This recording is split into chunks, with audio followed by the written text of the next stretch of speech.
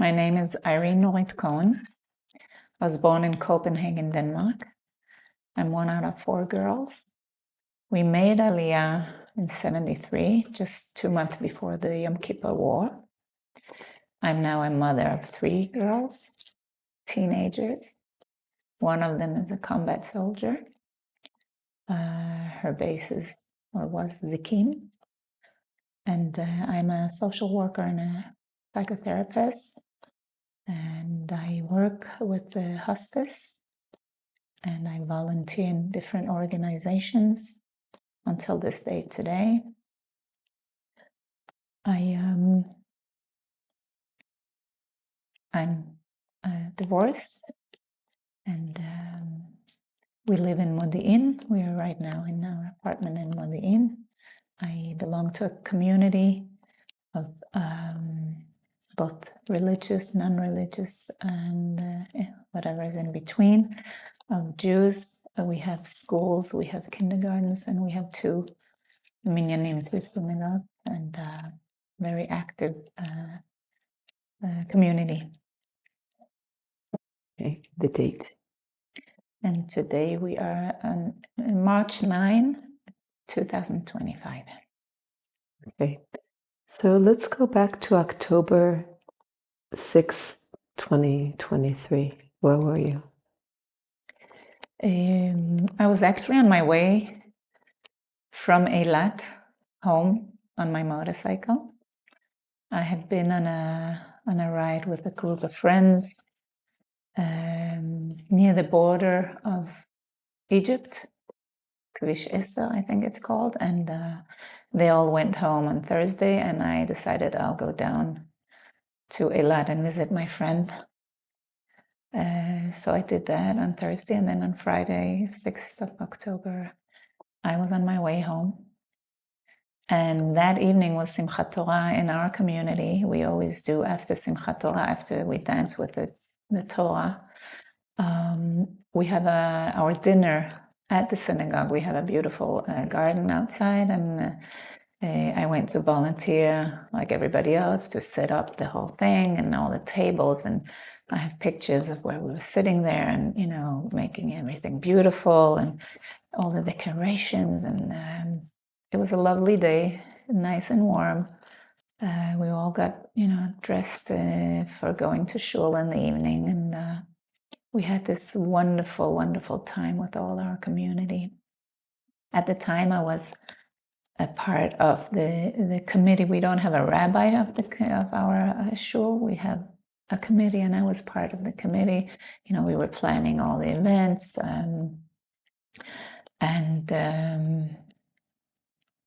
it was a happy, happy evening, beautiful, with my kids. All my children were there, and all my friends. It was lovely. And we come home and we go to sleep, and I remember 6:30 in the morning, I hear noise outside my window. Well, not outside my window, I hear from my window. And I open the window, I can tell that something is going on. And normally here in our living room, we keep Shabbat, as our community, each one has his own way of celebrating Shabbat and Chag. And because one of my daughters, the youngest one, she's religious, then we do not do Chilul Shabbat in the living room. And but I turn on my phone in my room, and I start to understand that something is going on. And then someone from our Vaad, from the committee of the shul, they're writing, let's cancel our tefillah today. I mean, whoever's going to come there is going to come, but there was supposed to be, tefillat machine. There was supposed to be a whole event in shul, and I'm thinking, what should I do? My daughter, my combat soldier, she's at home sleeping, and teenagers, they don't get up very early, and you don't want to wake them up if it's not serious. So half an hour passes, and it's 7 o'clock now, and I'm waking her up, and immediately, she gets online with whoever from the army, from the military, and they need her to come back. They all meet at the base in Ramla. That evening, she's back in Zikim fighting off the terrorists. In the meantime, they ask in the group from the shul, they're saying, this family, Mishpachat Nimri, they haven't heard from their daughter since 7:15. Somebody should go and be with them. And because I know the mother, Sharon, I said, I'll go. And that's actually where I am, 7th of October, with that family. Every day, I felt that was my mission. After 2.5 days, they get notified from the military that their daughter was killed in Nachal Oz, Mutzav Nachal Oz that day. She was fighting off as well, the military, the Hamas, Nukhba. She saved, by doing that, she saved a lot of lives. And so I was there with them until the end of the Shiva. I'm volunteering in an organization called ZAKA. ZAKA is a first responder organization. We normally come in to recover, search, and recover bodies after non-natural causes, which means mostly car accident, homicide, suicide, and nature disasters. For instance, tonight there was a bus that was found turned over and one person died. So that person, ZAKA comes to take care of.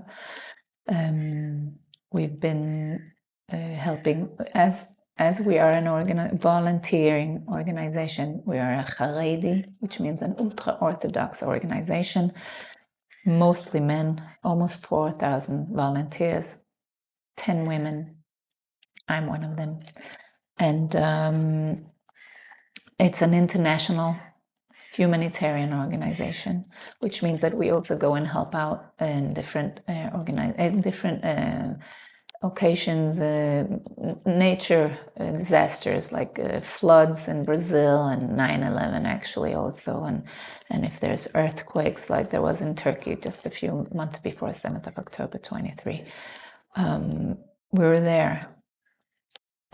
So there's klal, there's the chesed shel emet of ZAKA, which is what I just talked about, but there's also special units in ZAKA, because not always can you reach the body with a car, and also sometimes we deal with people who are missing, seen last going into the woods, seen last falling off a cliff, and then you need special means in order to get to that body. And so we have a unit of jeeps and dogs and drones and different units, and I belong to the scuba unit, which means that we search for bodies in water environments.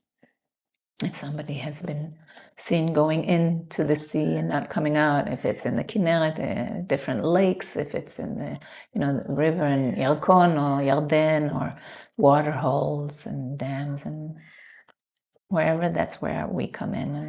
And I was in the good old days, I was a scuba instructor. I was working in Edut, in the Red Sea. And after that, I worked a few years on liveaboards and had, I went on safaris, which means you take a group of divers going out for 5 to 10 days scuba diving, the best places on earth. So I was very much into scuba diving. And in shul, one of the guys, he came up to me and said, "So why don't you come and dive and volunteer in ZAKA?" And I was like, what is that? What do you do there? And so yeah, I went through a special course there. Only woman there who was in the special course of the scuba unit. And yeah, we go on missions. So on the 7th of October, I didn't even realize that I was allowed to join my friends in the South, because I'm from the scuba unit. I don't know the people outside of the scuba unit. I didn't know that if it hasn't anything to do with the water, that I can still come. So only, sadly enough, after one of our guys from the scuba unit was killed on the 7th of October, and he was in Netiv HaSara. He lives in Netiv HaSara, and he was fighting, for his community, for his life, for his family, and he sadly enough was killed. And at his funeral, I suddenly realized that a lot of my friends are participating in collecting the bodies after 7th of October. So I immediately joined them. And that means that I got in to the area of the envelope of Gaza only in the second week after the 7th of October. We were still collecting bodies, body parts. And I was part of that. I collected on the base of Re'im, Mutzal Re'im, and also in Ein HaShlosha. And the state of the bodies were horrific. You can imagine after almost 2 weeks. And you see skulls because there's no flesh anymore, and there was some bodies who were holy bodies, but some of the limbs, arms and legs, and in different stages, I would say.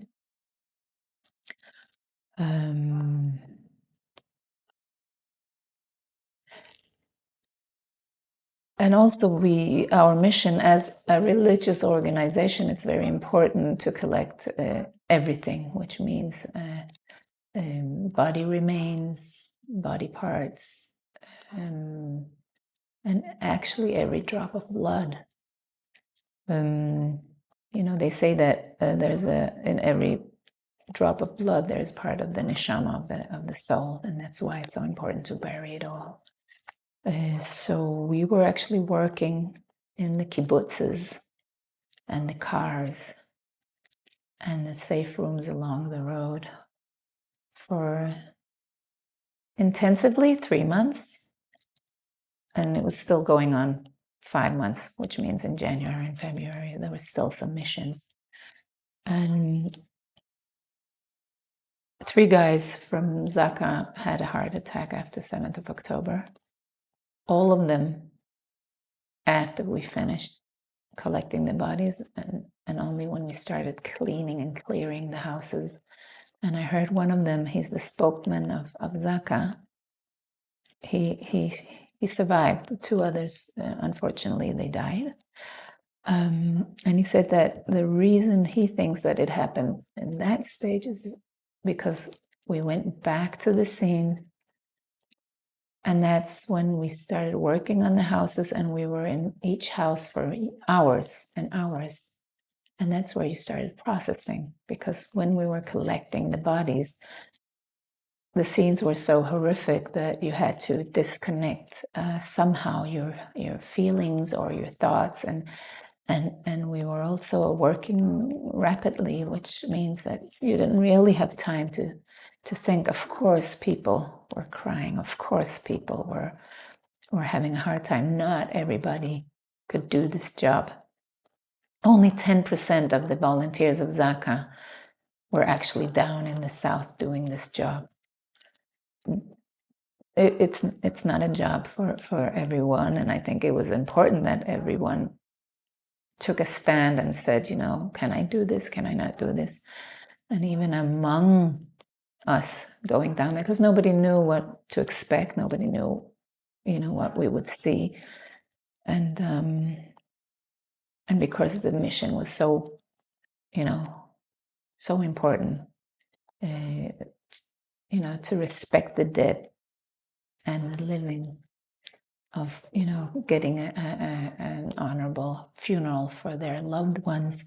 That's one of our most important missions, and so people continue to come every day. Some of the people from ZAKA, they were there the whole week. The first whole week, they didn't go home at all. When I came down, I was there working, in the daytime, and then I would go home, and I was there approximately three days a week.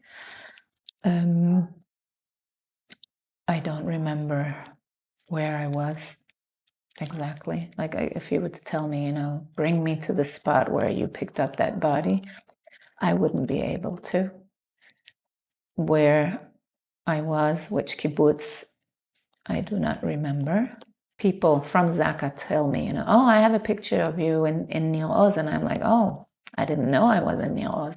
I wouldn't remember.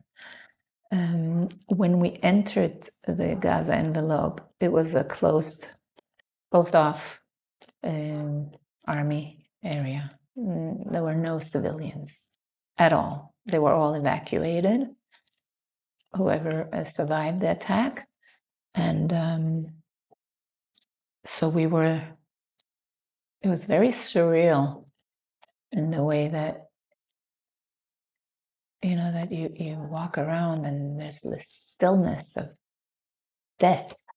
I mean, you see all the cars. That's what I saw, all the cars, along the road of 232. All the burned cars and all the cars that were shot at and bombed at. And you see all over there, these ammunition leftovers all over, scattered. And there are no people, no cars, no movement. And then you walk into a kibbutz and it's, on one hand, beautiful. The grass, the green grass, it's October, it's still, it's beautiful. The gardening, the trees, you hear the birds on one hand, and then you turn and then you see the catastrophe, the disaster, the massacre, the chaos they've left behind. They had looted the place, they've killed, they have tortured, and we see all of that. We see all of that, and entering a house, a home of someone, because everything was, you see the sukkot outside, you see the happiness that was supposed to be that day, you see all the food in the fridges, all the the cakes and cookies and fruits, and in the Bet Knesset, which they didn't touch, the shul, they didn't touch, and there was loads of food in the fridge, because they're obviously going to have a kiddush after the prayers in the morning. And you walk into a person's house, someone that you don't know, and they're not home because they were killed, butchered, tortured. And you can see it by the remains. Every house has a story, tells a story of what happened there that day. And you see it, and you understand exactly what happened, because you see the whole of wherever they threw the hand grenade, and you see the shrapnels all over the place, and you see body remains up on the ceiling and on the fan and on the walls, and you see blood, and somebody had probably dragged a body, because you see, the dragging of the blood, and you see a knife covered with blood, and you see an axe, or you see, stick, or whatever it is, all these tools that they have found to torture and kill people. And you see the shooting around the handle of the safe room, the blood coming out of one of the holes, and you walk into the safe room, and it's just a bloodbath. You see the crib, baby crib, and the pillow was full of blood and remains. You see the wall just next to it with a splash of blood. You see a bunk bed. You know that there were 2 small children sleeping in that bed. And it's all full of blood. And of course, the the floor, the walls. And they destroyed everything as well. Like everything was on the floor, and they looted the place, it was horrible, horrible to see. And you see body parts, body remains. And you think, they had tortured these people. They've cut off fingers, eyes, different limbs. And we clean and clear these houses in the kibbutzes day after day, and you see these scenes. And the first day I come in the morning, I'm bagging bodies and body parts, and in the evening we come to Be'eri, and there's a barbecue and music and singing and dancing, and I was like, how can this be? And they said, we're doing this for the soldiers, we're doing it for ourselves, because that's the only way. I understand the concept that that's the only way that ZAKA knows how to lift the spirit, because the spirit is broken after all this work that we're doing. And it's the togetherness, holding each other, supporting each other, being together. And people cry and people laugh and people sing and dance, and there's a lot of praising the Lord, and that's the only way that we can keep on going, really. At first glimpse, it was very hard for me to see this, but then I understand that this is actually the only way that it's possible to continue this holy work. And I feel privileged that I could take part of this unbelievable holy work of getting each and every one to holy burial, to give the families closure. We know today how hard it is for the family members that do not have their loved ones back yet, even though they know that they're, some of them know that they're not alive and they're still hostages. They do not get a closure until they get a burial.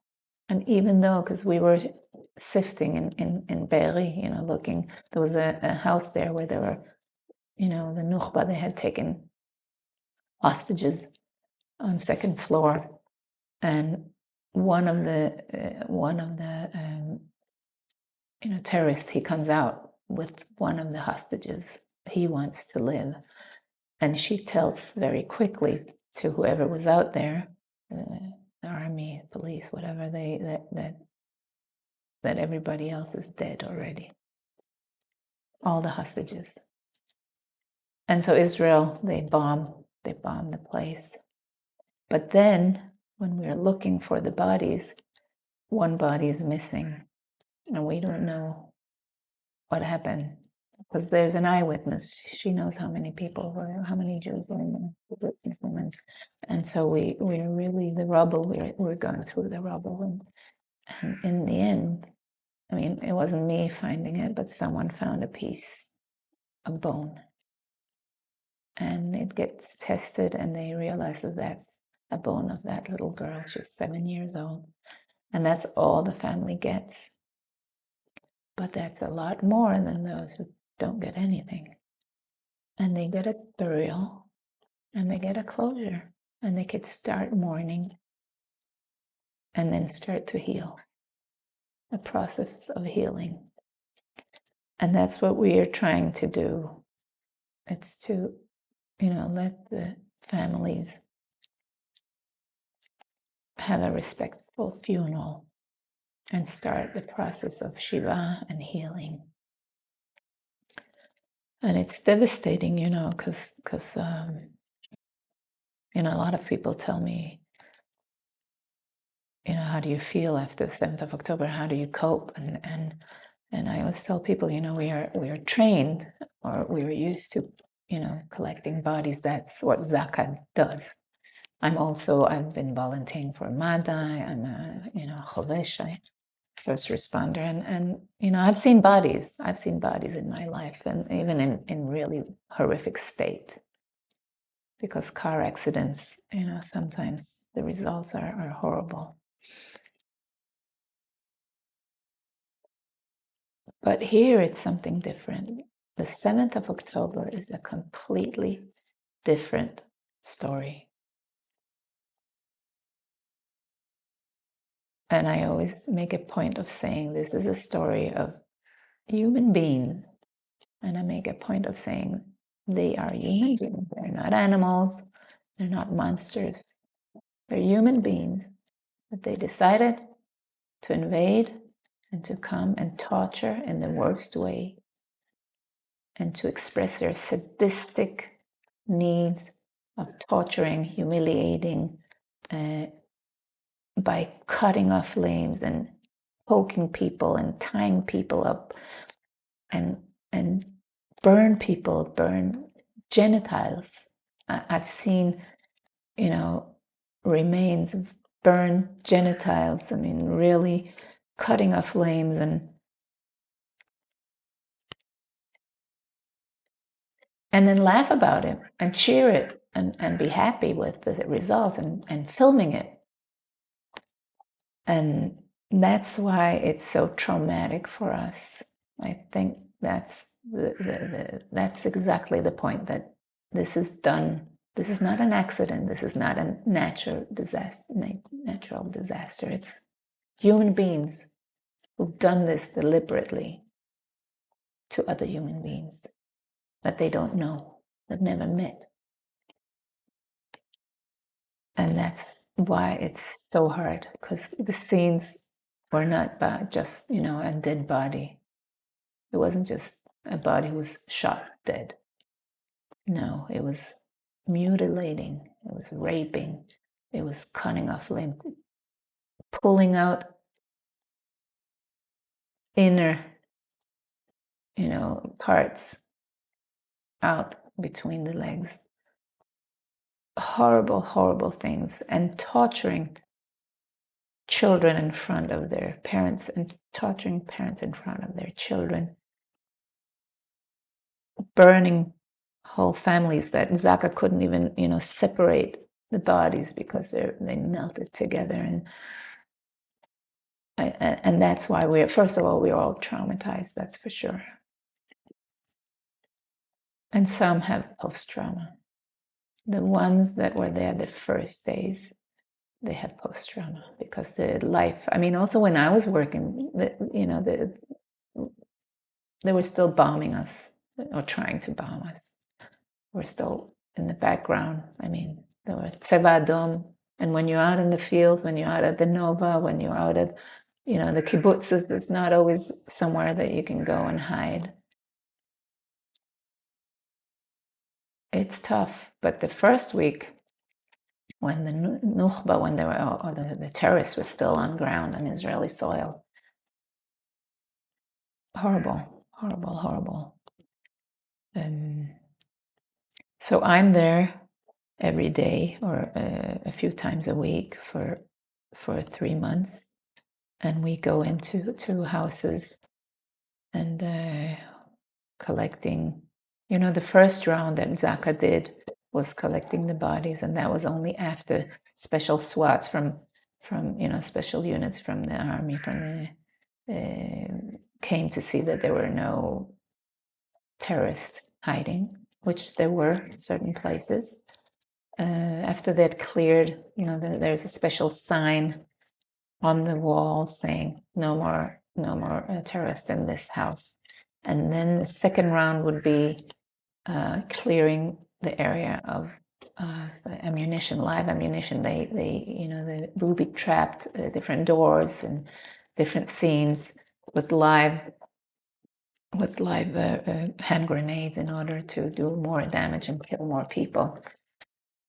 So after they had cleared that, and they found a lot. I have a friend, I went on a delegation to Canada, and my friend Jackie, her daughter was killed that day in one of the kibbutzes, and they had laid hand grenades around her body and put a cupboard on top so that if whoever would pick it up, it was supposed to blow up. And thank God for our, special units who know how to deal with this.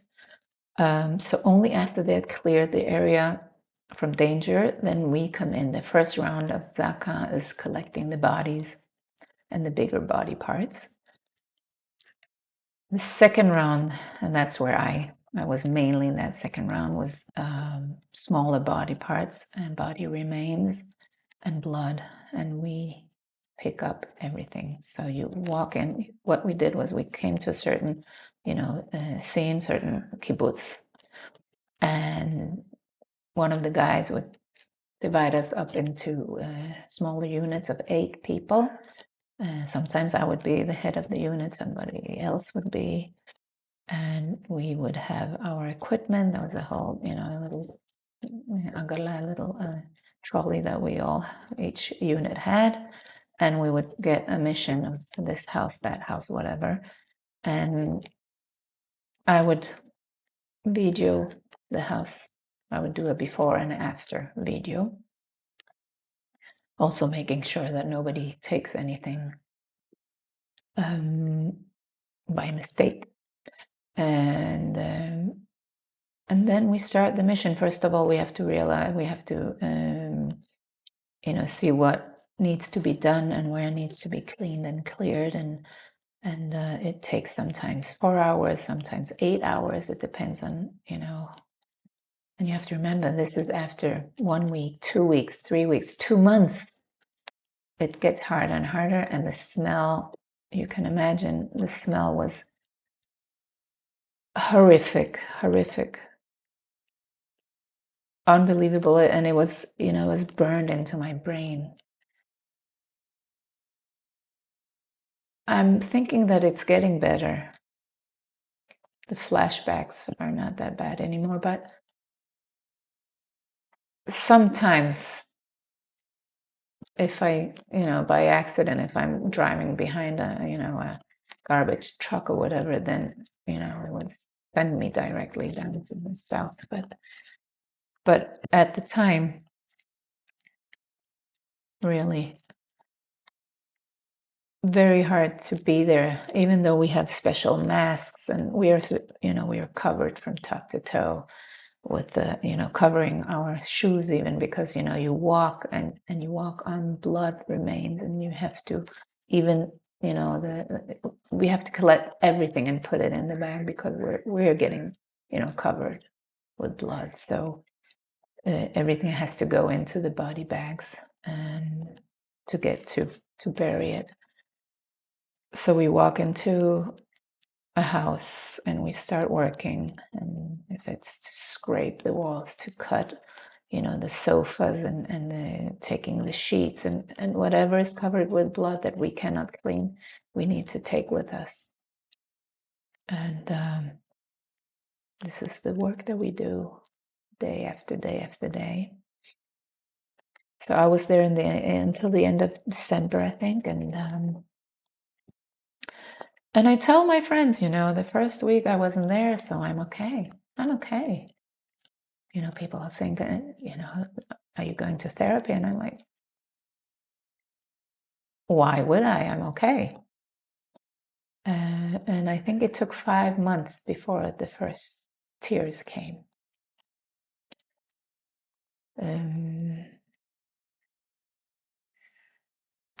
So one day, the way that it was working was that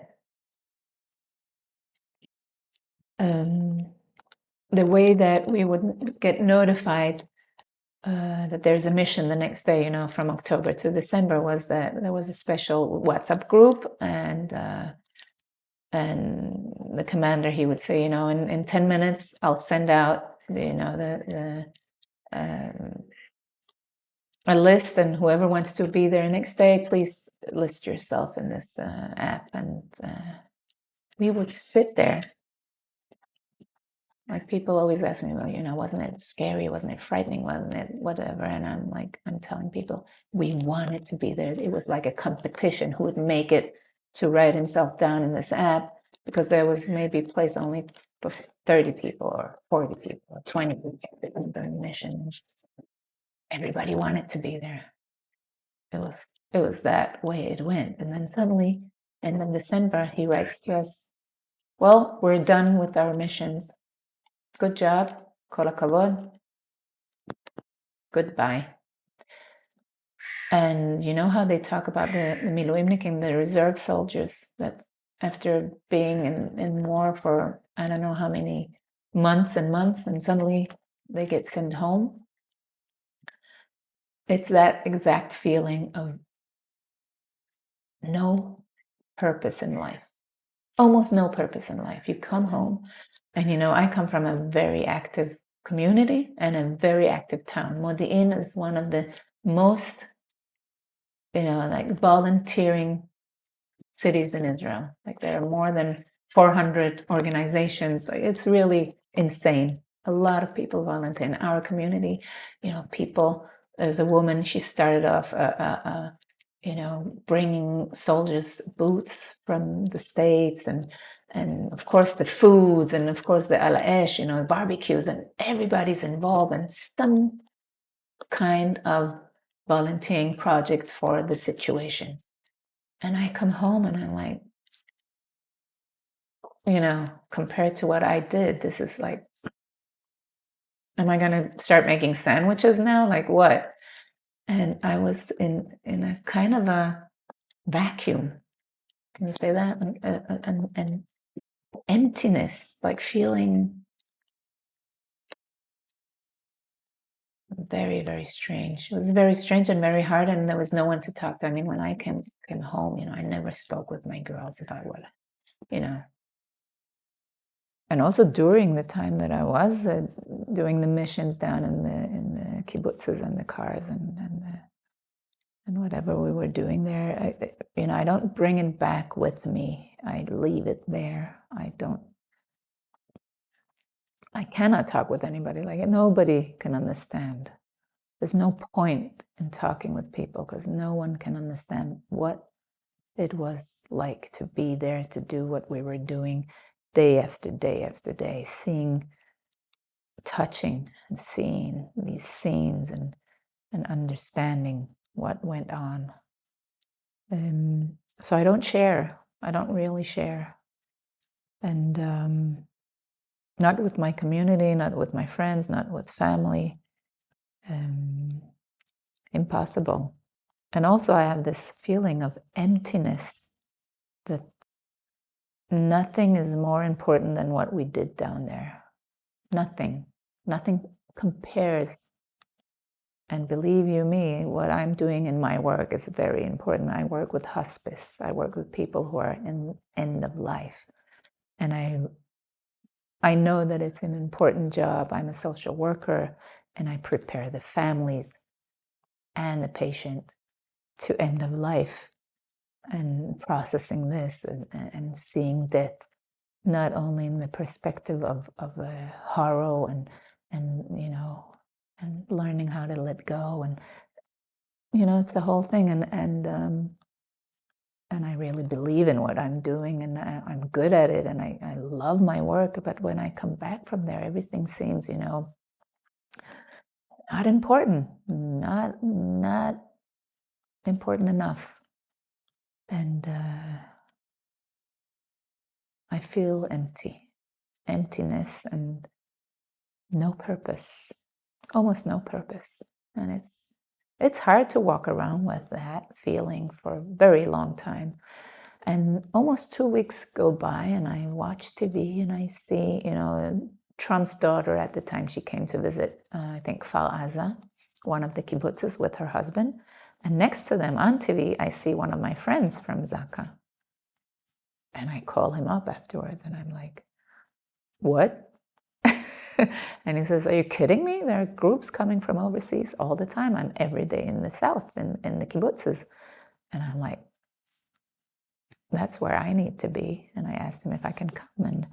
And he said, of course, we need people. There are many groups. It's only me, Simcha Greineman, and Yossi Landau. We're the only ones, English speakers. And And yes, of course, come. And so I do a few days where I learn the material because, as I said before, I never knew where I was. I never knew the names of the families. I never knew numbers of how many were kidnapped, how many were killed. I did not, it was like too overwhelming for me to even absorb this information. So I actually needed to hear the stories of what stories he was telling. I mean, I know what I saw, but I needed to make some sense out of it. And so I was with Simcha, and that's where I started through ZAKA.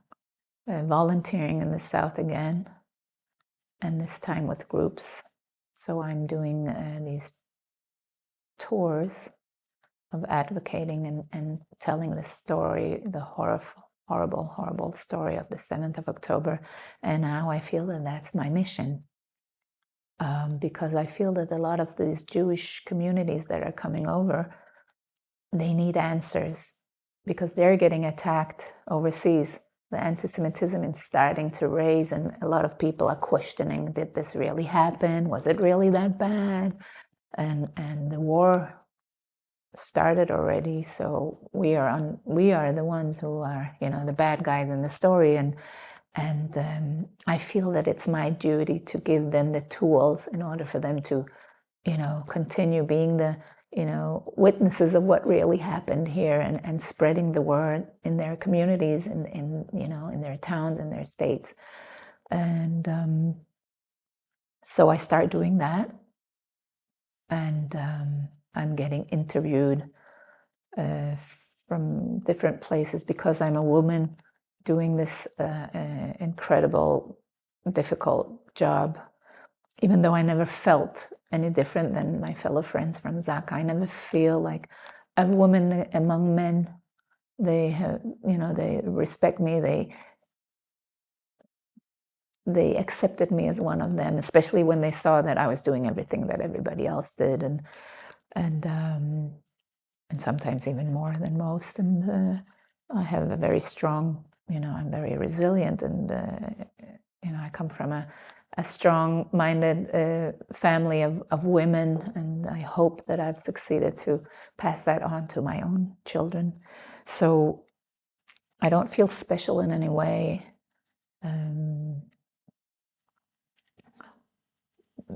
Throughout my life, I've been, surrounded by men. If it was in the scuba diving or whatever I was doing on my motorcycles, and it's very natural for me, so it's not a big deal for me. And so I start doing these tours, and I really feel that that's my mission. And then the interviews start coming in, and also in Israel, suddenly they realized, in the fighting and everywhere, that women were involved in every way, in many ways, and they're suddenly praising all these women heroes, the heroism of women in Israel. And there are a lot of events suddenly, and I get invited to different places, and I very quickly understand that, I'm not going to go if they don't let me talk, So whenever I'm invited, I'm saying, it's very nice of you to invite me. It's a great honor, really, but I would very much like to say a few words, because people they didn't really know ZAKA until the 7th of October. And I felt that it was very important to say and tell our story. Because everybody knows Mada, everybody knows, and then there were all these stories about these women who did really beautiful actions on 7th of October. But ZAKA, we were there for 5 months. We will continuing doing our really undescribable job of collecting, the bodies and body parts. It was traumatic. So I start talking in all these big events, and one day I get interviewed by some people from Canada, and they liked, whatever I did or said, and I get invited to go on a delegation with the family members of kidnapped and murdered women that have double, citizenship of Israel and Canada. And the idea is to go and talk with parliament members, make them more aware of what really happened here. Because we know, sadly enough, that Canada is one of the places that anti-Semitism was rising big time. And it's just before they are voting on boycotting different things about Israel. And so we go there, and that's actually the first time I meet, family members. And the stories, they tell. And one of them is, as I said, Jackie and her daughter that was killed in one of the kibbutzes. Another one is Ashley, that her cousin was one of the tatzpitaniyot that were kidnapped, and Agam Berger that got safely home. And I hear all these stories, and then I tell my stories, and I felt maybe I'm a bit out of place because these people have really lost family members or are missing family members. And Iris, that, both her parents were killed on Israeli soil, and they were kidnapped.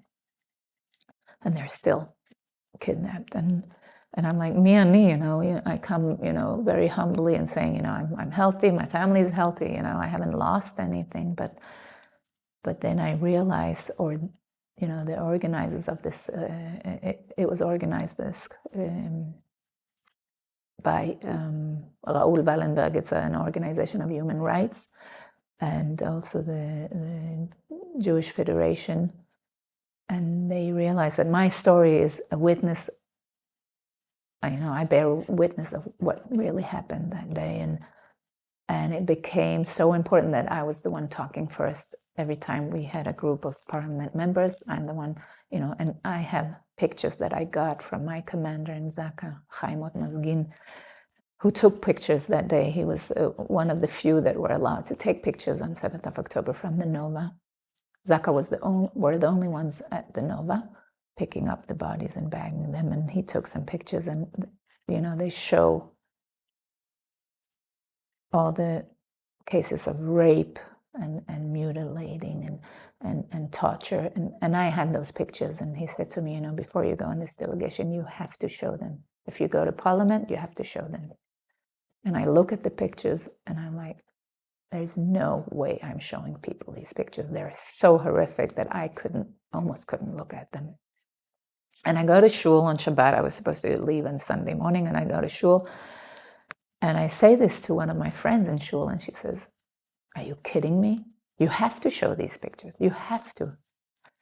And I do. And that becomes the most significant, important piece of the whole talk, almost. I mean, of course, everything was equally important, but they want me to show the pictures.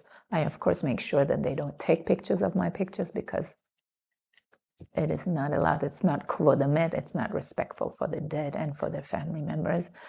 I've never showed it in any, slideshow here when I give my talks here in Israel. I do not show it here in Israel on screen, but there I did, and I asked them specifically not to take pictures of them.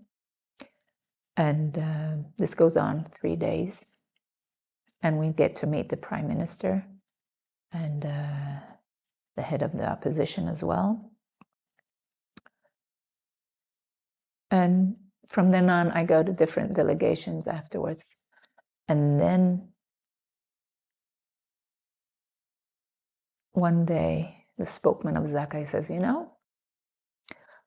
I think you should light, on Yom Ha'atzmaut, on our Independence Day, there are 12 torches there that, people who've done something significant that year, they light it, and it's a big ceremony. It's Israel's biggest event of the year, of a celebration of Israel, of the state of Israel, and it's a celebration of everyone, right, left, doesn't matter.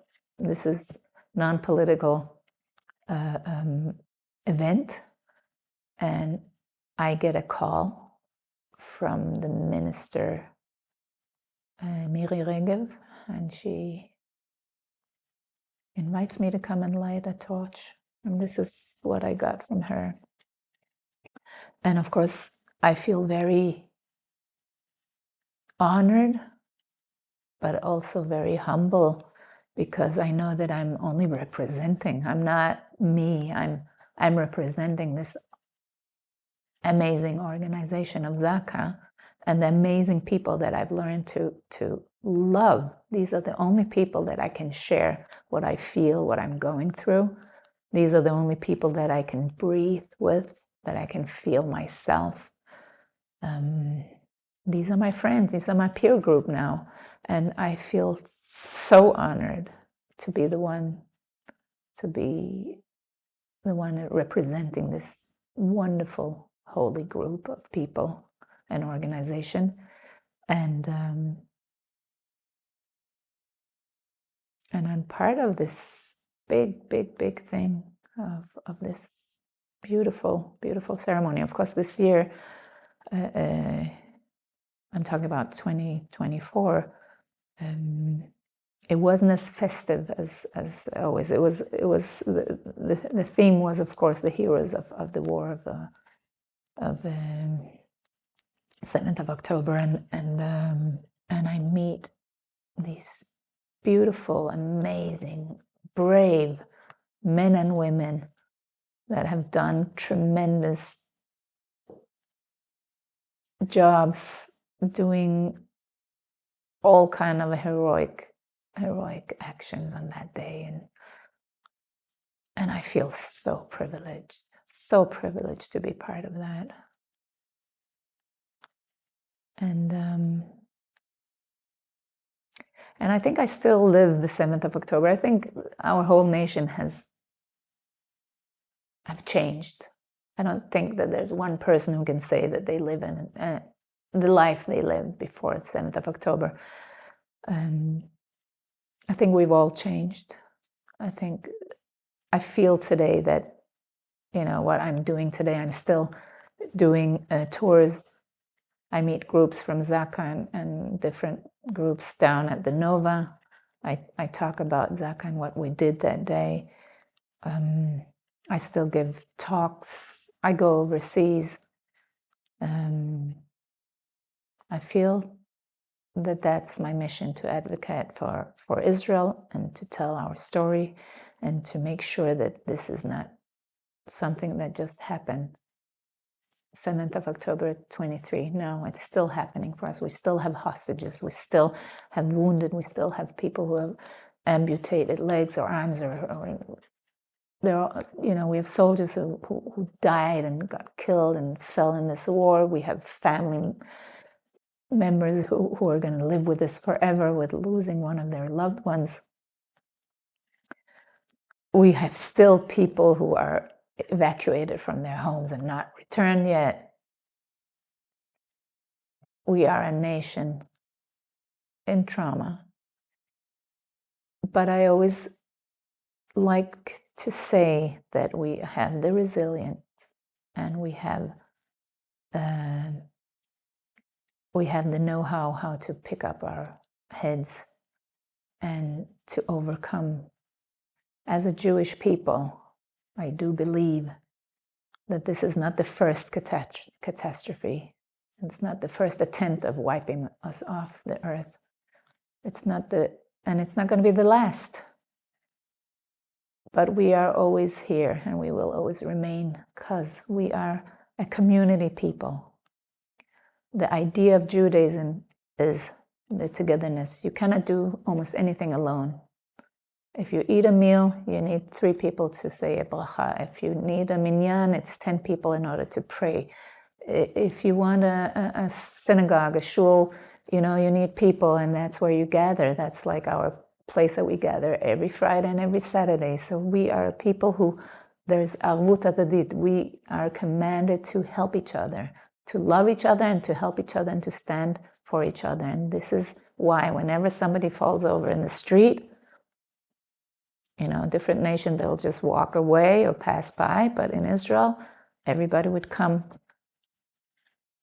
Ichud Hatzalah Madha, they're competing who's going to be in the scene first. we're all there for each other. We're all there to help each other. And that's why we're always going to stay strong. We always overcome, and we will survive. And we will also survive this horrible, horrible massacre that was done on the 7th of October. And I do believe that this is something that has traumatized this generation. We are living it. We will continue. We will have our lives. It's okay. We will live a happy life. I live a happy life. My daughters are living a happy life.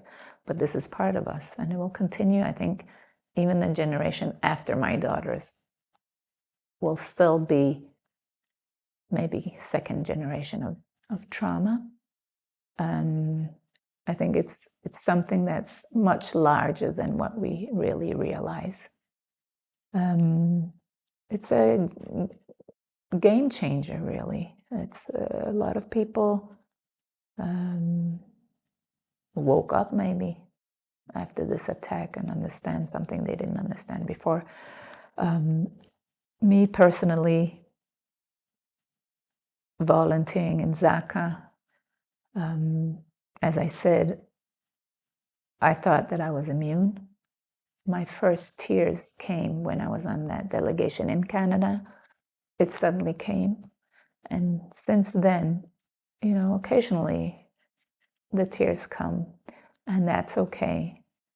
And, the groups that I take to the South, they say, so what do you do to help yourself? And in the beginning, before the 5 months, I said, okay, I need to go to therapy just so that I'll have an answer to these people. And I did. And of course, it didn't work because I wasn't in that state of mind yet of getting help. Today, I stopped after 5 sessions, but today I'm in therapy again. And it's totally different now, because now I realize that I did go through a trauma, and there are issues that I need to take seriously. I don't think that I'm post-traumatic, thank God, but I think it's important to get help.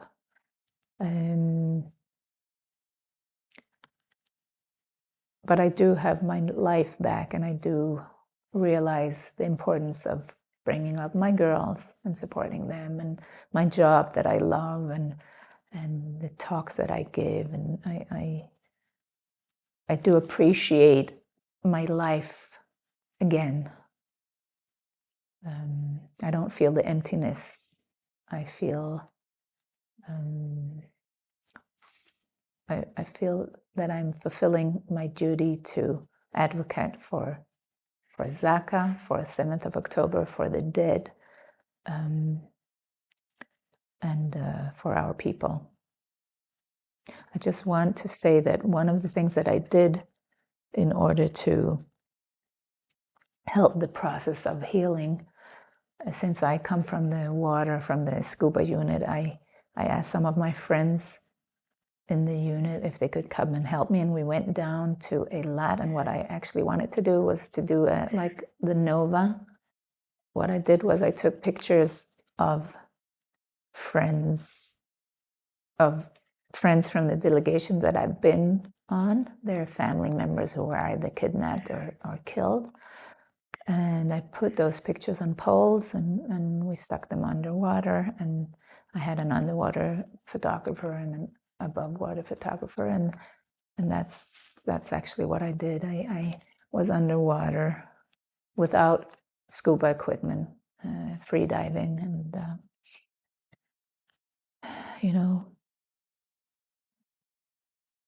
I had an unfinished business with myself because I wasn't the first week down south, and it was very hard for me. I didn't know what it was that really bothered me about that, because people were telling me, thank God you weren't there, you didn't see the most horrific scenes.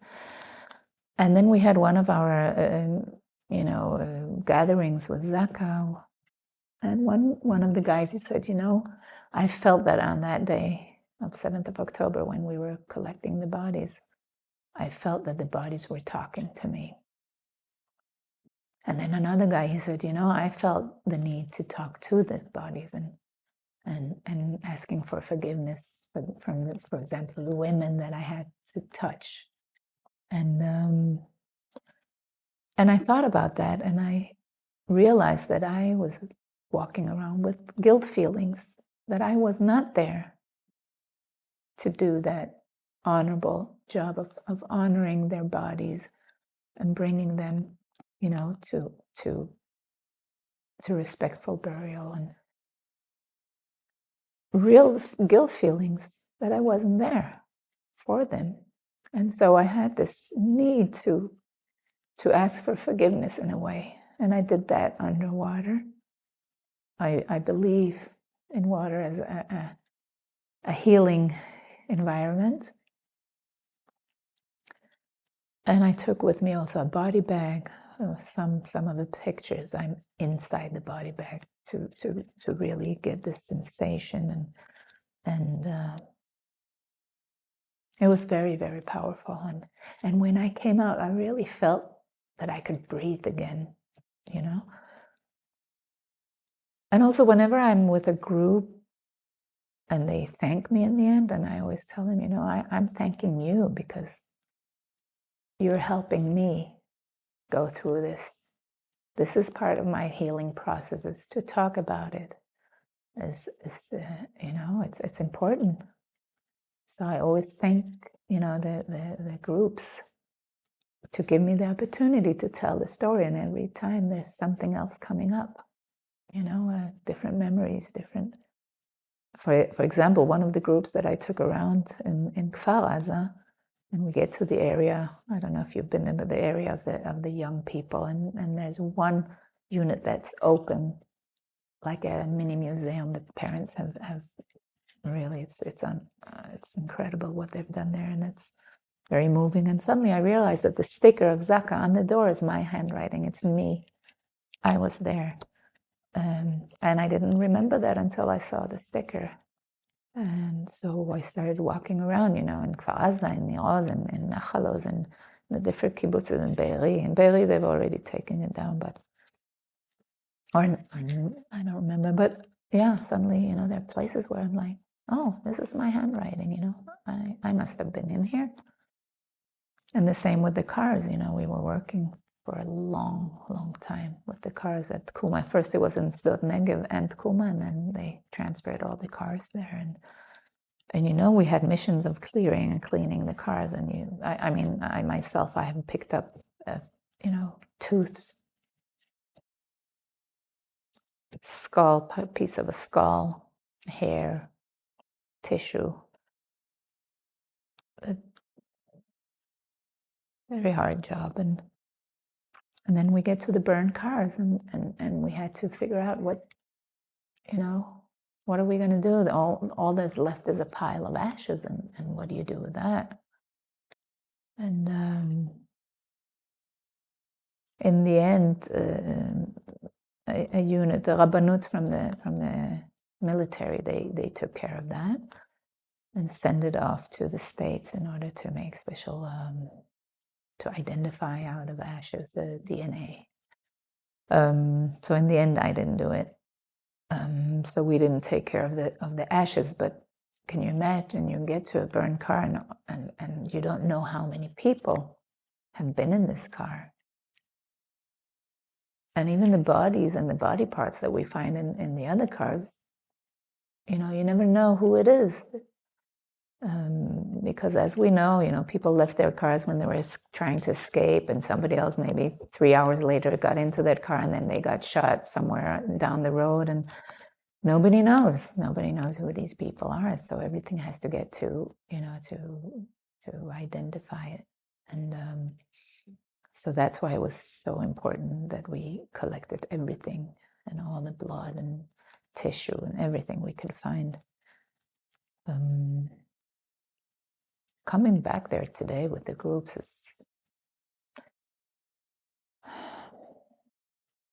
it's I saw from week to week how the whole place changed.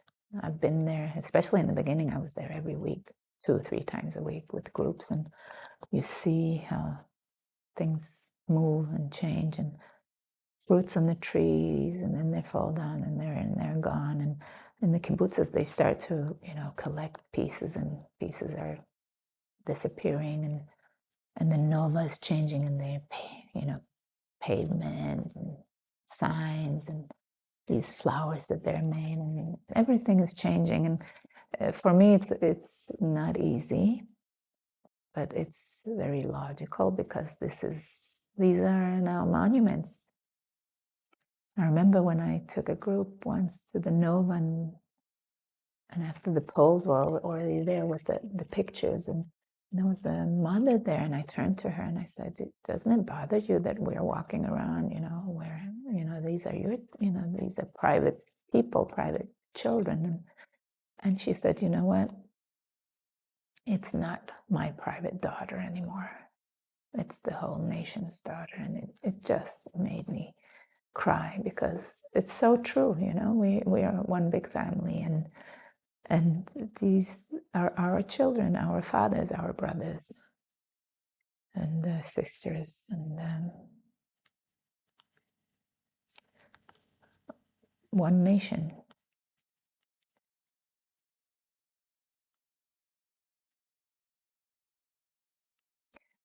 So this is my story of the 7th of October, and I'm living it every day.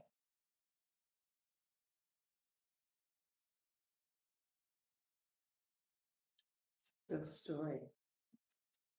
I do have one question.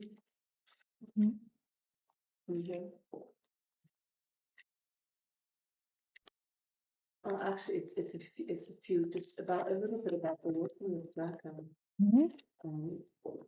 When they told you that you were finished, was there no thought from ZAKA's point that you all needed help and therapy and processing?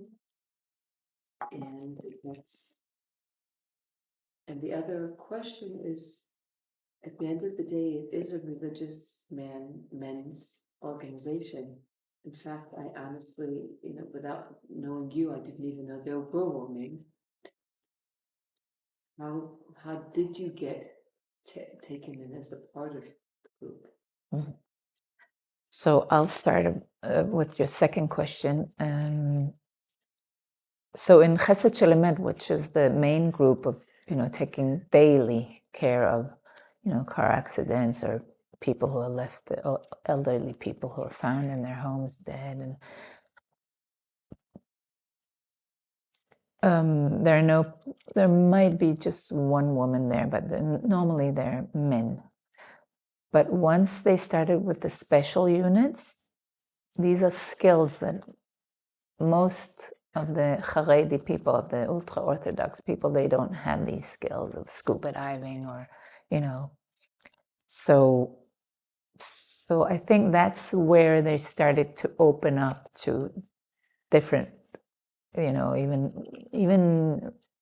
not that religious men. There are different kinds of religious guys now there. In the beginning, it was only the Haredim, the ultra-Orthodox. And today they're also Orthodox, and they're in secular men in those special units. And that's where I come in. I come into one of the special units where they accept, because I'm probably the one of the oldest and most experienced divers in that group. So yeah, they open up. We even have Muslims. I don't know if I should say even, but we have Muslims, we have women, we have different religions, and it works very well. So that's how I get in. I come from one of the special units with my special skills. But I have to say that 7th of October, down there in the envelope of Gaza, that's the first time I meet the Chesed Shel Emet, all these people who never worked with women before. And as I said, they accept me like one of them.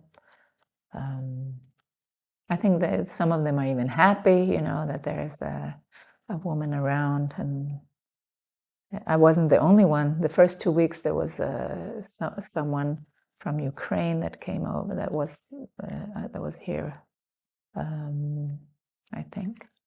And but yeah, mostly I'm on scenes. I'm the only woman, and they accept me like one of them. It's very touching, really. Some of them, few of them, don't look me in the eye, but most of them look me in the eye, and we talk, we laugh, very good relations. And the first question, ZAKA realizes that this is a different event and something needs to be done. So after the first 3 months, still there isn't any help. We have the opportunity to get help from the state, from Bituach Lomi, so the social services, and different organizations. Amcha specializes in Holocaust survivors. So a friend of mine from my scuba unit, Oz Avizov, he, together with some of the commanders in ZAKA, they understand that we need to establish a form of resilient group of therapy or whatever, and that's what he does. And he gets a psychologist to join us, and they start doing certain retreats and certain groups, and we have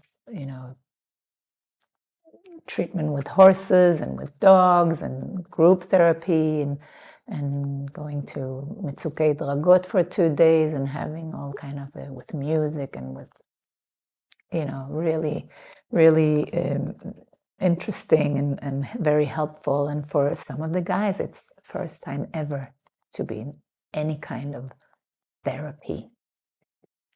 And it's enlightening for them because finally they can sit and talk. Because again, no one sits and talks at home about what we've seen and done. And actually, when we get together, we don't really talk about things because there's no need, really. We've all been there and we all know what's going on. And nobody really asks, And there's also a group that gets sleep therapy, because a lot of them, suddenly we realize, somebody's sending a message at 2 o'clock in the morning, and we realize that people are not sleeping, and because they have, flashbacks and whatnot. So yes, so this is established. I become a member of this because I'm a therapist myself, and actually tomorrow I'm going to start a group that I'm conducting. So yes, today we are very aware that people need help.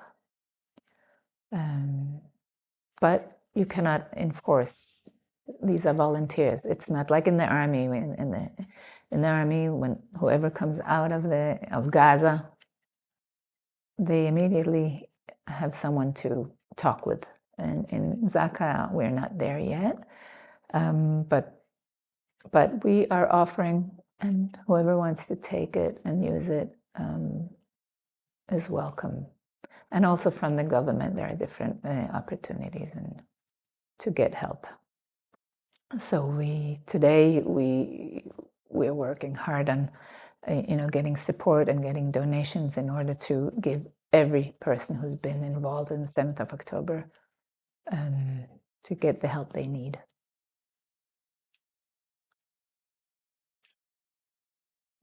Is there anything else you'd like to add? Look back on this. Well, there's so much, but I think it's important for the world to know about this, about the 7th of October. I think it's important that they understand that it's not out of context, meaning that when I came on Aliyah, when we came here in 1973, and the Yom Kippur War broke out, we sat in a shelter room. Our house had a shelter room. Each house had a shelter room. when I was recruited in 1982, Shlom Galil broke out, which was the first Lebanon war. Many of my friends got killed. Between those two wars, there was a lot of terror attacks in Jerusalem. I lived in Jerusalem. There were buses blowing up. There were bags blowing up. It was a drill. We knew that if we got to a bus stop and there was a bag left, you call the police and you step away because that might be a bomb. That's how we grew up. I think it's important for people to understand that on the Nova Festival, when the sirens started to go off, people were saying, okay, we'll just pass in 10 minutes because that's the drill. 10 minutes, then we can continue the party.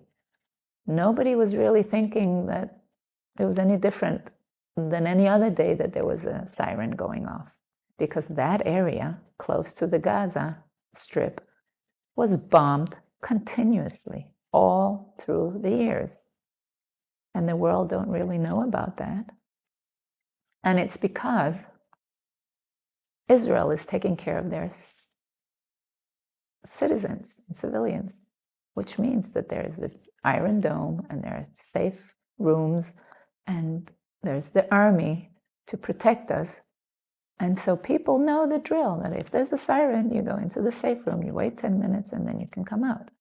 And we've been through this many, many times before, especially in Sderot and Netivot and the kibbutzes. This is part of their life.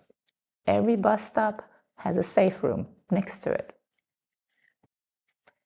So people, on one hand, in the first few minutes, they didn't take it too serious, especially at the Nova. You know, they were in the middle of a party. Okay, it'll pass soon and we'll continue. And I think it's important that people realize that this is our existence. This is how we live. I work in Ramle Lod. These are two towns that I have patients that are Arabs and Muslims and Christians and Jews.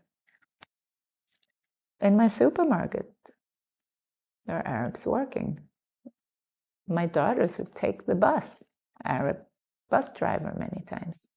Cleaning lady, doctors in my company. There are doctors, many of them are Arabs, Muslims. This is our life here. We live together and people need to know this all over the world. And also in my organization, we have Muslim Arabs. And why not? We live together. We can have great relations. We have a village down the road here. It's called Neve Shalom, I think. They're ideologically, they live together, Muslims and Jews.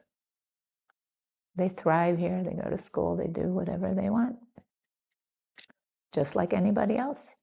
And so I think it's important to understand the context of our living here in Israel. On one hand, we have a great life, and on the other hand, we always have in the back of our minds that there can be a terror attack. And that's the way we live, and this is the reality. And it does happen, and it happens more and more now that we're releasing a lot of these guys. So, yeah. So the 7th of October, the beginning of 7th of October wasn't something we haven't had tried before in a certain way. The outcome was tragic. This is something that we've never, ever had in the history of the state of Israel. Never. But we have had before, terrorists coming in through tunnels, 10, 15 people. It has happened before, and people need to know this. This is how we live our everyday life. People in the Gaza Envelope, this is how they were bringing up their children. In Sderot, sirens all the time. In the kibbutzes as well. So I think that people need to know that the casualties that we've had in this war are and I'm talking about the war now, not 7th of October, but the war, the numbers that they're talking about are not the same as what happened on the Gazan side, because they don't take care of their civilians. They haven't done anything to protect their civilians, and on the contrary. But people need to know that we have invested our greatest minds and our money in order to protect the people, and that's what we do, and that's what we will continue in doing in the best way we know how. And we will overcome, and Am Yisrael Chai. There's no other way. Now, I'm just going to say that I wanted this to be here because I feel this I got on the day on Herzl Mount when we were doing the ceremony of lighting the torches, and I got this from the minister, and I feel that it is a reminder, like Amud Esh, like something to always remind me, first of all, of the honor of being part of it, of this whole, everything since the 7th of October, and also of the ceremony, of course, but also a reminder of the loss and the massacre and the horrific things that happened on the 7th of October, and all the lives that have been ruined. But on the other hand, also the tkuma, the rising up, and gaining our strength and showing the world that we are here to stay, and we're strong, and we're strong in spirit, and we believe in God. We believe that God is with us. We are the chosen people, and He's got our backs. And this is what it resembles for me. Thank you very much.